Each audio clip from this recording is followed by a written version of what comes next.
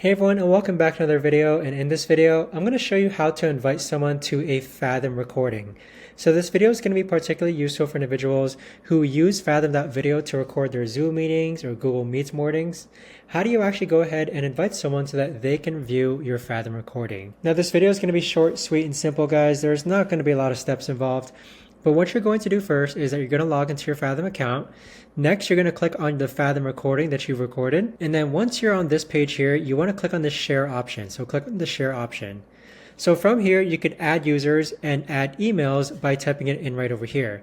In addition to that, you could also go ahead and private your recording as well, so that only people who you have added to this recording can actually view this recording. So this is a good way to actually go ahead and private your Fathom recording meetings as well. But that right there, guys, is the best and easiest way that I know of to actually go ahead and invite someone to your Fathom recording. If you guys know of a better or easier way to actually do this, let me know in the comments down below. I would love to know. Thanks so much for watching, everyone, and I'll see you guys all in the next video.